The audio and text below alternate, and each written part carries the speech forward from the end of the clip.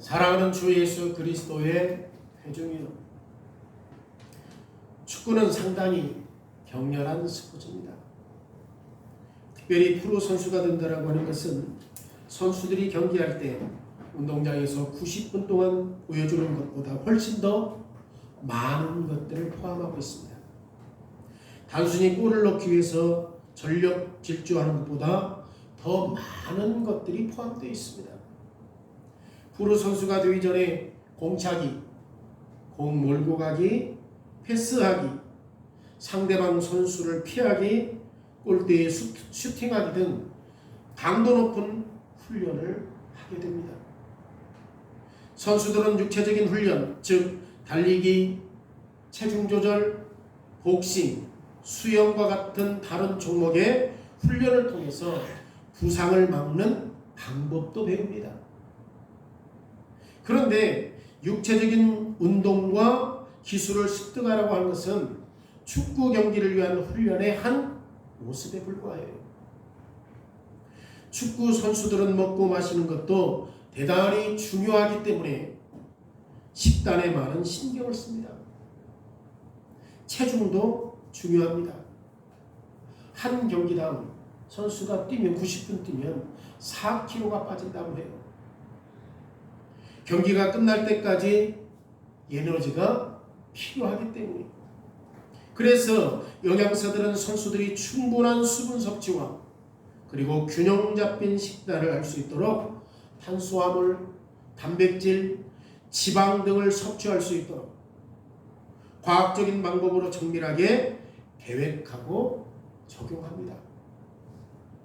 축구 선수들은 좋은 식단이 필요하고 연습도 열심히 해야 하고 그리고 본 경기를 잘 치르도록 훈련받아야 합니다. 균형 잡힌 식단과 운동 둘 다 관련해서 상당한 진보가 있다 할지라도 운동선수는 항상 자신의 종목을 위해서 훈련할 때 균형 잡힌 식단과 운동에 초점을 맞춰야 합니다.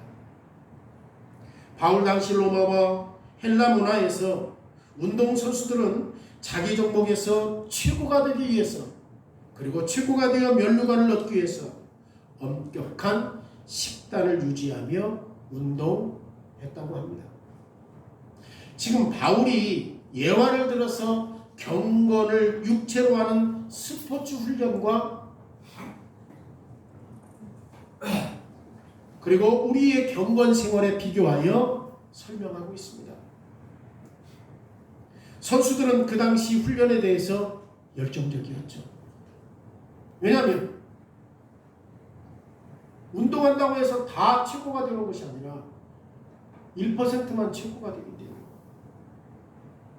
고린도전서 9장 24절로 27절에 운동장에서 다름질하는 자들이 다 달릴지라도 오직 상을 받는 자들은 한 사람인 줄을 너희가 알지 못하느냐.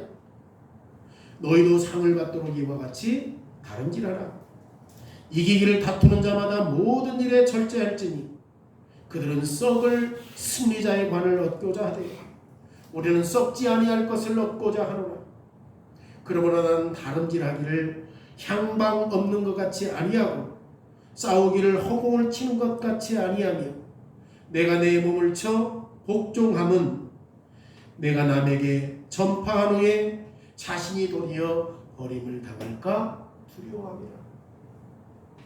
바울은 당시 운동선수들의 상황을 충분히 알고 있었습니다. 그리고 이것을 비유로 해서 디모데에게 권면해요. 오늘 7절 말씀에 보면 망령되고 허탄한 신화를 버리고 경건에 이르도록 네 자신을 훈련하라, 연단하라. 디모데야, 네가 가진 모든 것으로 경건의 훈련을 하라고 명령하고 있습니다. 그리고 12절에 뭐라고 얘기합니까? 누구든지 내 연소함을 업신여기지 못하게 하고 오직 말과 행실과 사랑과 믿음과 정절에 있어서 믿는 자에게 어떻게 하라? 본이 되어라. 그리고 15절과 16절에 있는 말씀은 지금 바울이 디모데에게 가르친 내용의 중요성을 다시 한번 강조해요. 이 모든 일에 전심전력하여 너의 성숙함을 모든 사람에게 나타내게 하라. 네가 네 자신과 가르침을 살펴보고 이 일을 계속하라. 이것을 행함으로 내 자신과 내게 듣는 자들을 구원할 것이다. 바울은 디모데에게 참된 경건을 실천하라고 요구해요. 오늘 설교 제목은 참된 경건은 교리와 생활 둘 다 훈련할 것을 요구하고 있습니다. 지금 디모데전서의 주제는 경건이라고 말할 수 있습니다. 경건이라는 단어는 신약 성경에 15번 나와요. 그런데 디모데전서에 9번 나옵니다. 1장 4절에 지금 경건을 소개하면서 경건의 필요성을 강조하고, 2장 2절에서 왕들과 권세를 가진 자들을 위해 기도하라고 요구하고, 3장 16절에 경건의 비밀에 대하여서 말하면서 이 경건의 비밀은 예수 그리스도에 대해서 말하고, 6장 3절에 경건에 관한 훈련에 대해서 말하고 있고, 6장 6절은 경건의 큰 이익을 요구하고 있고, 6장 11절은 너는 오직 너 하나님의 사람아 이것들을 피하고 의와 경건과 믿음과 사랑과 인내와 온유를 따르라고 말합니다. 그리고 오늘 7절에도 망령되고 허탄한 신화를 버리고 경건에 이르도록 내 자신을 연단하라고 말합니다. 그리고 8절에서도 그 이유를 설명해요. 육체의 연단은 약간의 유익이 있지만 경건은 법사에 유익이 있다라고 말해요. 그리고 금생과 내세에 이게 약속이다. 그러면 경건이 뭡니까? 경건은 우리가 하나님 앞에서 살아가는 것이 경건이에요. 경건은 우리의 모든 활동과 행동의 중심을 하나님께 두는 거예요. 가정과 직장과 교회와 학교에서 우리가 무엇을 하든지 하나님 앞에서 하는 것이 경건이에요. 경건은 하나님이 중심이 되고 복음이 중심이 되는 삶에서 나와요. 경건하게 된다는 것은 더 이상 내가 사는 것이 아니라 내 안에 계신 그리스도가 되도록 그리스도와 더불어 십자가에 못 박히는 것이 경건입니다. 그래서 갈라디아서 2장 20절에 내가 그리스도와 함께 십자가에 못 박혔나니 그런즉 이제는 내가 사는 것이 아니요 내 안에 그리스도께서 사는 것이다. 이제 내가 육체 가운데 사는 것은 나를 사랑하사 나를 위하여 자기 자신을 버리신 하나님의 아들을 믿는 믿음에서 살아가는 것이다. 경건은 모든 그리스도인들에게 최고로 중요한 것입니다. 우리가 경건 안에서 자라나지 않는다면 그리스도 안에서 자라나지 않는 거예요. 그리스도 안에서 자라나지 않는다면 우리는 그리스도께 속한 것이 아니에요. 하이델베르그 교리문답 24주일 64문답에서 경건에 대한 내용을 이렇게 고백해요. 참된 믿음으로 그리스도에게 접붙여진 사람이 감사의 열매를 맺지 않는 것은 불가능하다. 엄청난 고백이에요. 내가 그리스도를 주로 고백하는데 우리가 감사의 열매가 나타나지 않는 것은 가능하다, 불가능하다? 불가능하지. 그러면 당연히 우리가 주 예수 그리스도를 주로 고백하고 내 인생의 주인으로 인정하고 따른다면 우리는 어떤 삶을 살아요? 그리스도의 구속에 대한 감사의 삶을 살 수밖에 없다는 것이 하이델베르그의 고백입니다. 그런데 그리스도인들에게 경건이 중요하다면 여기서 직분자들, 특별히 목사, 장로, 집사에게는 훨씬 더 중요하죠. 왜냐하면 직분자들은 자신들을 위해서 회개해야 하고 자신들이 돌보는 사람들을 회개해야 할 수 있도록 모범이 되어야 하기 때문에 그래서 히브리서 13장에 대해서 장로에 대해서 이렇게 말해요. 너희를 인도하는 자들에게 순종하고 복종하라. 그들은 너희 영혼을 위하여 경성하기를 자신들이 청산할 자인 것 같이 하느니라. 그러므로 직분자들은 자신의 구원에 관심을 가질 뿐만 아니라 온 교회의 성도들의 구원을 위해서 관심을 가져야 한다고 말합니다. 지금 이것이 바울이 디모데에게 교훈하는 거예요. 오늘 16절 말씀 보십시오. 네가 네 자신과 가르침을 살펴 이 일을 계속 하라. 이 일이 뭐예요? 경건된 삶으로 이것을 행함으로 네 자신과 내게 듣는 자를 어떻게 하는 거죠? 구원하는 거예요. 바울은 디모데에게 네 사역에 열정적이어야 한다고 말해요. 왜 그렇습니까? 디모데의 구원이 자신의 구원 사역에 매여 있을 뿐만 아니라 디모데가 봉사하는 사람들의 구원도 디모데의 사역에 매여 있기 때문에 성경이 사역에 대해서 뭐라고 말하는지 반드시 우리가 알아야 할 이유가 있습니다. 우리는 하나님이 우리를 구원하시고 하나님이 예수 그리스도의 고난과 죽음을 통해서 구원하신다는 사실들을 성경에서 말하고 있다는 걸 알고 있습니다. 칼빈은 이 구절 말씀을 이렇게 추석했어요. 우리의 구원은 하나님의 선물이다. 왜냐하면 구원은 하나님으로부터만 나오며 하나님의 능력으로만 효력이 발생하고 오직 하나님이 구원의 저자이기 때문이다. 그리고 칼빈은 계속해서 우리의 구원은 뭐라고요? 하나님의 선물이다. 그리고 이 구원의 저자가 누굽니까? 하나님이시다. 그럼에도 불구하고 사람의 사역을 제거하지 않아요. 분명히 이 구원 사역은 누가 근본이에요? 하나님이 하시는 것이지만 이 구원 사역을 위해서 하나님은 사람의 사역을 제외시켜야 안 시켜요? 안 시키죠. 왜냐하면 사람의 사역으로 지금 바울이 말하는 것처럼 교회의 안전이 걸려있기 때문이에요. 오늘 하나님의 말씀을 이 강단에서 바르게 선포해야 여러분들에게 안전하잖아요. 그리고 여러분들의 구원도 안전하잖아요. 에베소서 4장 11절에 그가 어떤 사람은 사도로, 어떤 사람은 선지자로, 어떤 사람은 복음 전하는 자로, 어떤 사람은 목사와 교사로. 다시 말해서 우리의 구원이 오직 그리스도의 사역을 믿는 믿음을 통해서 온다 할지라도 주님이 믿음과 회개를 일으키시는 방법 뭘 사용하신다는 겁니까? 매주 주일날마다 듣는 복음 설교를 사용하기 때문에 그래서 직분자들의 사역을 통해서 구원하신다고 말하는 거예요.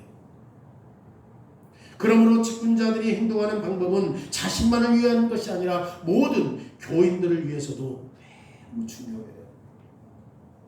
만약 설교자들이 바르게 설교하지 못하고 직분자들이 거짓말로 가르친다면 직분자들에게 듣는 교회가 어떻게 될까요?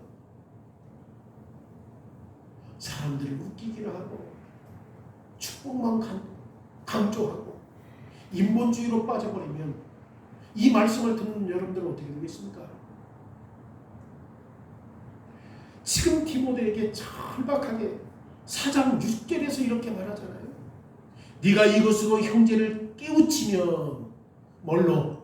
경건을 통한 삶으로 그리고 네가 배웠던 어려서부터 배웠던 성경으로 그들을 깨우치면 그리스도 예수의 좋은 일꾼이 되어 믿음의 말씀과 네가 따르는 좋은 교훈으로 양육을 받을 것이라고 교훈해요.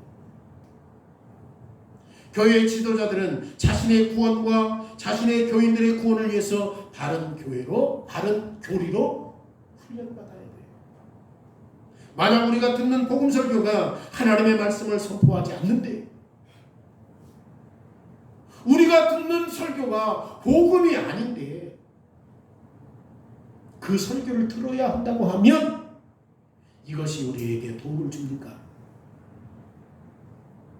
그렇지 않습니다. 오히려 우리가 진리를 향해 갈 때 방해가 되는 거죠.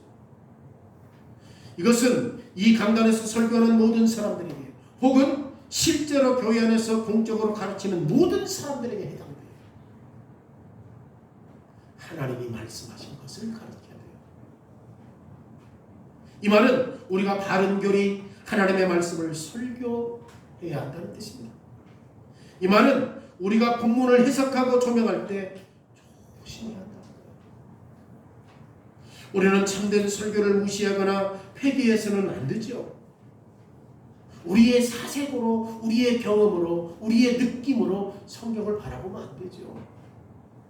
디모데후서 4장 2절에 너는 말씀을 전파하라. 때를 얻든지 못 얻든지 항상 힘쓰라. 범사의 오래 참음과 가르침으로 경책하며 경계하며 원하라. 반대로 교인들은 하나님의 말씀을 진리인 말씀으로 받아들여야죠. 우리가 진리인 복음에 설득되는 것은 매우 중요해요. 왜냐하면 우리가 거짓된 말씀을 듣는다면 거짓된 설교는 우리를 하나님 나라로 인도하지 못하고 지옥으로 떨어지게 하기 때문에. 그래서 바울은 오늘 16절 말씀에 이런 목적을 위해서 참된 교리와 바른 길로 계속 나가야 한다고 권면하는 거예요. 네 자신과 내게 듣는 자를 어떻게 한다? 구원한다는 거예요.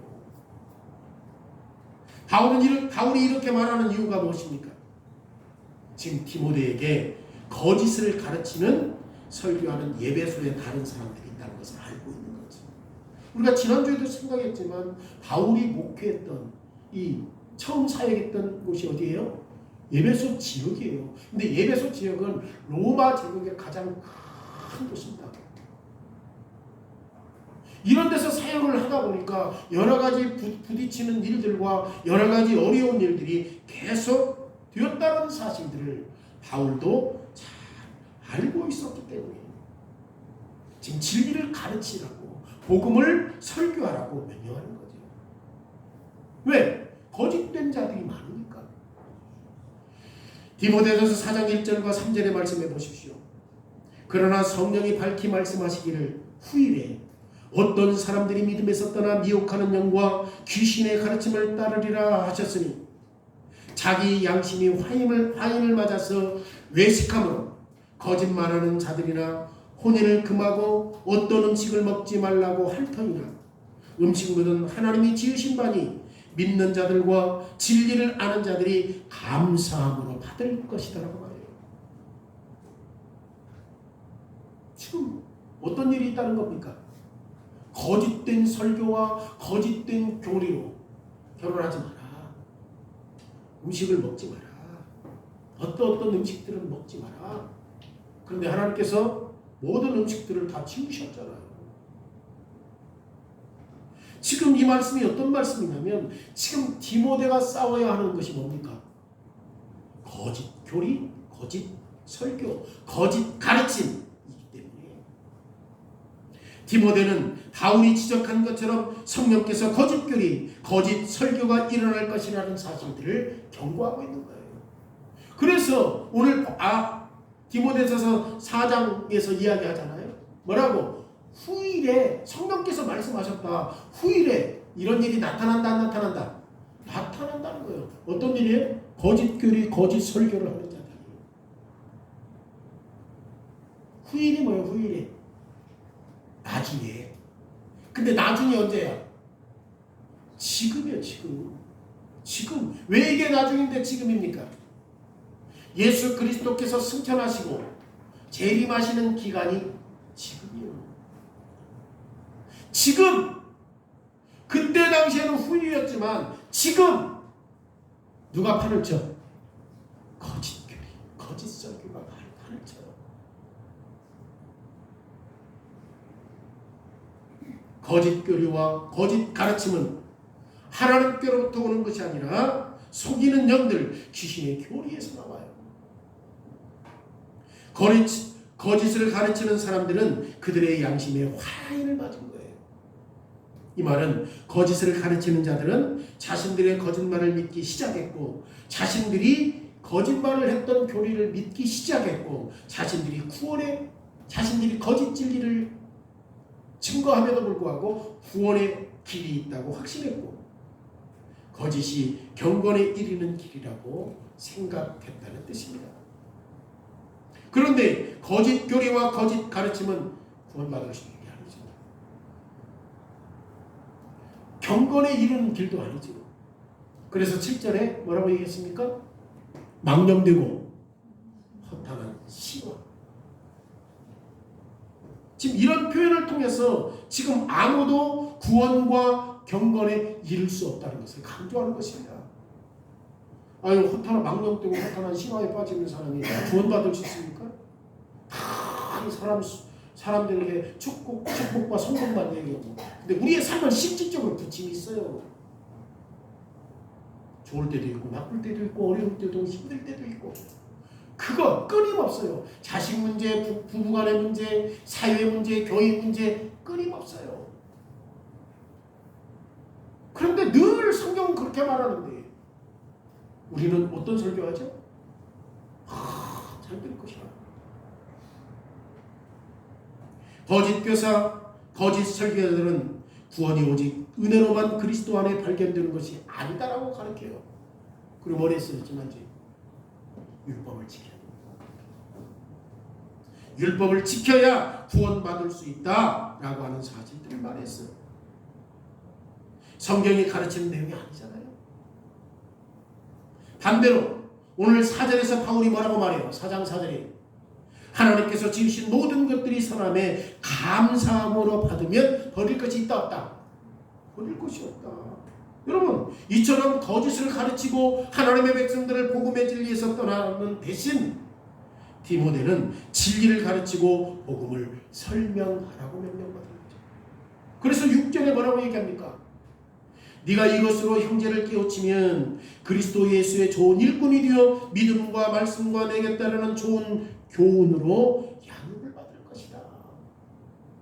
그러기에 디모데는 믿음으로 말씀과 바른 교리로 양육받아야 되는 거죠.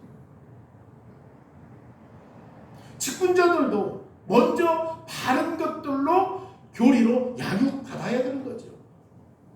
디모데 자신이 좋아하는 음식을 먹고 바른 음식을 먹고 바른 음료를 마시도록 자신이 해야 되는 거죠. 이 말은 디모데가 진리에 목말라야 한다는 뜻이에요. 하나님의 말씀에 순전한 젖을 사모해야 한다는 뜻입니다. 바울이 그렇게 말해요. 디모데야, 네 자신과 교리에 주목해라. 이 안에 계속 거해라. 디모데는 하나님의 말씀이 뭐라고 말씀하시는지 공부하고 공부한 대로 실천해야 합니다. 디모데는 다른 사람들을 먹일 수 있기 전에 자기 자신이 복음의 진리를 먹어야 되는 거죠. 그래야 뭐가 나와요? 복음이 나오는 거죠. 복음이 나오는 거죠. 왜냐하면 설교자는 몇 가지 진리를 말하거나 몇 가지 재미있는 정보를 전달하기 위해서 여기에 서 있는 게 아니에요. 정보를 주기 위해서 여러분들이 더 정보를 잘 알 텐데, 설교자는 복음을 설교하라고 요구받았어요. 설교자가 복음을 믿지 않고 복음을 자신에게 적용하지 않는 한 이렇게 할 수가 없어요. 어떤 설교자도 죄에서 자유로울 수 없고 어떤 설교자도 완전할 수 없고 어떤 설교자도 모든 것들을 완벽하게 다 이해할 수 없습니다. 저는 날마다 이거 경험해요. 그래서 더 믿음이 강해질 수 있도록, 내 지식이 더 깊어질 수 있도록, 내 거룩함이 더 진보할 수 있도록 기도해요. 목사와 장로와 집사는 질그릇이에요. 지난주에 설명했잖아요. 질그릇이요. 근데 질그릇이 긁히고 닳히고 닳혀도 깨끗하면 사용되는 거예요. 사용되는 거예요.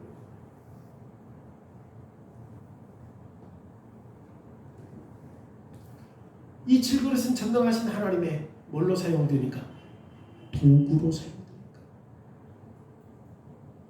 그럼에도 불구하고 우리가 가르치고 설교를 하고 요구를 받았던 것은 믿는 모든 사람들에게 구원을 위한 하나님의 능력이기 때문입니다. 10절 말씀 보십시오. 이를 위하여 우리가 수고하고 힘쓰는 것은 우리 소망을 살아계신 하나님께 둠이니 곧 모든 사람 특히 믿는 자들의 구주시다. 우리는 힘써 바른 교리, 바른 참된 가르침을 붙잡아야 합니다. 우리는 교리와 복음을 믿고 그대로 살아야 합니다. 하나님의 말씀과 일치하지 않는 모든 것들을 거부하면서 살아야 합니다. 그리고 우리는 예수 그리스도를 가지고 있다라고 하는 이 진리를 고백하고 이 진리의 영양분으로 양육받을 수 있는 거예요. 다른 걸로 성장할 수 있을 수가 없어요. 다른 것으로 영양분을 얻을 수 있는 게 아니에요. 우리는 그리스도이니까 누구로부터 영향을 공급받습니까? 그리스도로부터. 그때 양육이 된다는 말이에요. 우리는 그리스도를 믿는 사람들은 누구든지 부끄러움을 당하지 않고 영원한 생명을 가진다는 사실들을 알고 있습니다. 그래서 다른 교리가 정말 중요합니다. 왜냐? 바른 교리를 믿는 모든 사람들에게 이 구원의 교리가 되기 때문에. 그래서 디모데에게 이렇게 명령했던 것은 진짜 바른 교리를 주는 거예요. 바울이 명령한 거예요. 더군다나 이 거짓이 판치는 상황 속에서 바른 것은 더 중요하죠. 그런데 실질적으로 말해서 바르게 하다 보면 사람들이 꼬이지 않아요. 그런데 하나님은 그런 일들을 통해서 당신의 교회를 어떻게 하신다? 보호하시고 봉존하시는 겁니다. 두 번째로 그러면 어떤 삶을 살아야 합니까? 축구 선수들이 운동장에서 멋진 기술과 재능을 보이기 위해서 균형 잡힌 음식, 균형 잡힌 음료, 균형 잡힌 모든 것들로 이렇게 자라나야 하는 것처럼 디모데도 하나님의 말씀에 바른 음식과 바른 음료로 양육을 받아서 형제들을 가르쳐야 합니다. 디모데는 다른 사람들을 양육하기 위해서 먼저 자신이 하나님의 말씀을 잘 먹어야 합니다. 그래서 이 모든 교회가 참된 교회 안에서 양육을 받을 수 있도록. 그런데 디모데가 관심을 쏟아야 할 것은 바른 교리뿐만 아니라 뭐 또 있습니까? 바른 삶도 있는 거죠. 우리가 바른 교리를 알아도 그렇게 살지 않으면 의미 없어요. 의미 없어요. 지금 16절에서 네가 네 자신과 가르침을 어떻게 하라고 그랬어요? 살펴보라고 했잖아요. 그리고 7절에서는 뭐라고 말해요? 경건히 이르도록 네 자신을 연단하라고 말하잖아요. 12절에서는 뭐라고 그래요? 연수함을 없인 여기지 못하게 하고 오직 말과 행실과 사랑과 믿음과 정결에 있어서 믿는 자에게 뭐가 되라? 보이 되라. 삶. 디모데는 경건한 훈련과 경건한 행동으로 모범이 되어야 합니다. 디모데는 진리를 말해야 합니다. 디모데는 논쟁하지 말고 오히려 은혜로 말해야 합니다. 더 나아가 디모데가 어디에 있는지 무엇을 하든지 그의 행동은 항상 경건해야 하는 것입니다. 디모데는 사랑 안에서 자신들의 모범을 보여야 하고 잃어버린 사람들의 관심을 보이고 모든 사람들의 구원을 깊이 갈망하고 하나님이 디모데에게 돌봄을 받도록 한 사람들에게 마음을 쏟아야 되는 거죠. 디모데는 예수 그리스도가 죄인들을 구원하기 위해서 이 세상에 오셨다는 참 복음을 믿고 그 믿음 안에서 경건한 삶을 살아야 하기 때문에 디모데는 자신이 바라보고 자신이 생각하고 자신이 말하고 자신이 행동한 것에 대해서 경건해야 하는 거죠. 다시 말하면 디모데는 자신이 말한 것뿐만 아니라 모든 행동에 있어서 복음을 가진 자로 드러나야 하기 때문에 이것이 우리에게도 적용돼요. 우리 삶이, 우리 세일치 신조의 진짜 교리가 아니라 삶이라니까. 이게 우리에게 적용시키는 거죠.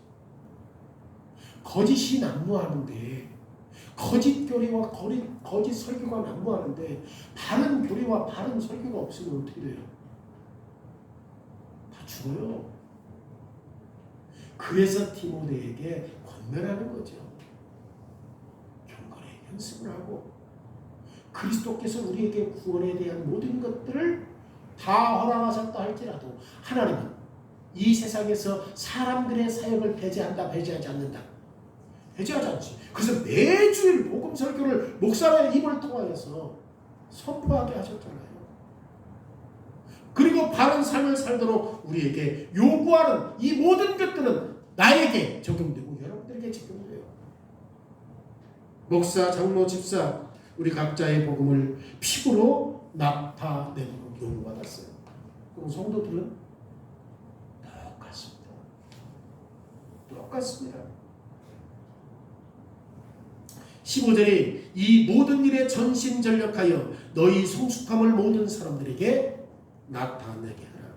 여러분, 이것이 복음이 우리에게 말하는 거예요. 복음이 뭘 말해요? 이게 바른 것이냐? 그렇게 살아라. 이게 바른 것이라고 하면 우리 어떻게 해야 돼요? 전심전력해야 되잖아요. 그래서 너의 성숙함을 모든 사람들에게 어떻게 해라? 나타내게, 본이 되게 하라. 복음이 우리 안에 있고 복음이 우리를 변화시키고 복음이 우리를 규정해요. 복음이에요. 예배소서에서 가르치고 있던 거짓 가르침은 잘못된 삶으로 인도하고 있었잖아요. 율법을 지켜야 구원받는다. 거짓말을 하면서 혼인을 금하고 특별한 음식을 먹지 못하게 하고 하나님이 남자와 여자에게 주신 역할을 바꿔버리도록 하고 이 거짓 가르침을 디모데전서에서 지금 따르지 말라고 말씀하고 있는 거죠. 디모데전서 6장 4절과 5절의 말씀에 보면 그는 교만하여 아무것도 알지 못하고 변론과 언쟁을 좋아하는 자니 이로써 투기와 분쟁과 비방과 악한 생각이 나며 마음이 부패하여지고 진리를 잃어버려 경건을 이익의 방도로 생각하는 자들의 다툼이 일어나. 그러니까 경건이 누구의 이익을 추구하는 거야? 우리의 이익을 추구하는 거야. 이건 뭐밖에 없어? 다툼밖에 없어. 그러니까 경건은 늘 그리스도를 닮아가고 그리스도가 어떤 삶을 살았는지 늘 다른 사람에게 구원의 유익을 줄 수 있게 되어지는데 이미 디모데전서 6장에 보면 반대로 거짓된 삶을 살았던 사람들이 이렇게 나타나는 거죠. 교만하여 아무것도 알지 못하면서 맨 뭐하지? 알지도 못하면서 뭐해? 논쟁하는 거야. 말로 싸우는 거야. 오늘날 교육을 주죠. 투기, 분쟁, 비방, 악한 생각. 거짓 교리는 거짓 열매로 나타나는 것처럼 참된 교리도 바른 삶으로 나타나는 겁니다. 왜 그렇습니까? 참된 복음은 바른 삶과 선한 행실로 인도하기 때문에 주님의 종에 맞는 삶을 만들어가요. 이것이 우리에게 요구하고 있는 거죠. 하나님의 교회는 경건 속에서 참된 교리를 예수 그리스도 안에 있는 구원의 참된 복음을 받아들이고 이 복음 안에서 사는 것을 훈련하라고 요구해요. 모든 그리스도인들은 복음 안에서 살아나는 훈련으로 자기 자신들을 살펴봐야 합니다. 왜냐하면 복음 안에서 훈련받을 때 하나님의 자녀가 되는 것은 하나님의 자녀가 되는 것이 어떤 뜻인지를 보여줄 수 있기 때문이에요. 그리스도인들은 복음을 믿고 복음에 의해서 변화돼요. 참 그리스도인들은 그래서 경건한 삶을 요구하는 것입니다. 바른 교리와 바른 삶 둘 다 직분자들을 위해서 요구하는 거죠. 왜냐? 바른 교리와 바른 삶은 궁극적으로 우리의 요구니까. 우리가 진리 안에서 가르침을 받고 우리가 진리를 믿고 하나님의 말씀인 진리로 살아야 하기 때문에 벨기 신앙고백서 29항에서 이렇게 말해요. 교회에 속한 사람들은 그리스도인의 표지를 알아볼 수 있다. 교회에 속한 사람들은 그리스도의 표지를 알 수 있다는 거예요. 그들은 예수 그리스도를 유일한 구주입니다. 죄를 피하고 의를 구하고 추구하고 자로나 우로나 치우치지 않고 참된 하나님과 그의 이웃을 사랑하고 그들의 육신과 육신의 일을 십자가에 못 박아버린다. 그들에게 비록 큰 연약함이 그들 안에 남아 있다 할지라도 생애의 모든 날을 성령으로 대항하여 싸우는 거죠. 우리 안에 여전히 뭐가 있어요? 죄성이 있지만 누구의 도움으로? 성령의 도움으로 그 죄를. 그러니까 우리가 교회에 속한 사람이라고 한다면 그리스도의 표지가 나타나야 된다는 거죠. 죄를 멀리하고 하나님을 사랑하고 이웃을 사랑하고 내 육신의 일을 십자가에 못 박는 일들을 반드시 나타난다는 것이 벨기 신앙고백서 29항이에요. 이 교회의 모습이에요. 교회의 모습이에요. 이번에 박 목사님이 번역했던 그리스도의 신부에 대해 아름다운 신부에 대해서 썼잖아요. 거짓교회와 참되고 27항에서 32항까지. 그 책을 읽어보면 읽어볼수록 참이 뭔가를 분명하게 보여줘요. 이것이 그리스도인이 된다라고 하는 것이 어떤 뜻을 담고 있는가? 이것이 교리와 생활에서 경건을 위해서 자기 자신들을 훈련한다라고 하는 것이 무슨 뜻인가? 참된 교리, 예수 그리스도 안에 있는 하나님의 참된 복음을 믿는 것은 참으로 아름다운 일이죠. 경건을 향해서 자기 자신을 훈련하고 이 복음으로 살고 복음을 위해서 사는 것은 참으로 놀라운 축복이에요. 왜? 나도 그 참된 교리 안에서 구원을 확신할 뿐만 아니라 내가 참된 교리 안에서 구원을 확신하며 살아갈 때 누구도 구원해요? 다른 사람도 구원해요. 프로축구 선수는 프로축구는 아주 거친 운동이잖아요. 정상에 오르기 위해서 참으로 많은 훈련이 필요해요. 그런데 슬프게도 많은 사람들이 축구를 자기의 우상으로 섬기면서 이 우상을 위해서 살아가요. 그런데 전부는 아니지만 최고 정상에 있는 선수들은 정상에 오르기 위해서 할 수 있는 모든 게 다 하거든요. 자신을 훈련하고 자신을 희생시켜요. 그런데 일부만 상을 받고 나머지는 상을 못 받죠. 그리고 축구 선수들이 배양하는 것은 잠시 있다가 사라지는 돈이에요. 손흥민 선수가 얼마 받죠? 430원? 그 이정료지. 주급이 얼마일까? 3억 4천. 매주에 거기 미국은 반절 세금을 내야 한다 할지라도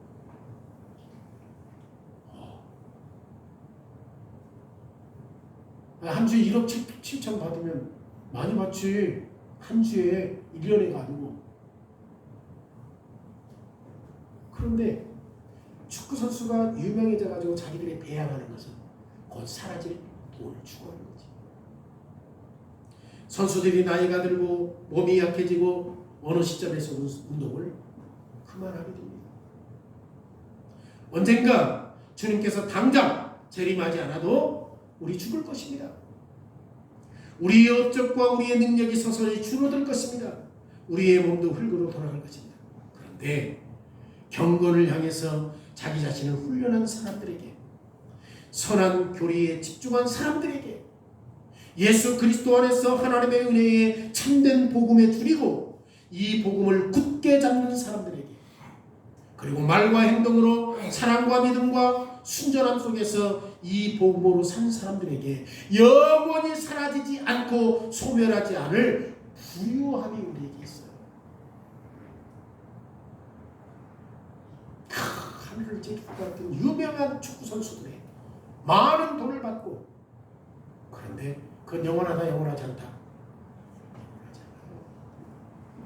근데 우리는 영원한 복을, 영원한 부유함을 누리게 하셨습니다.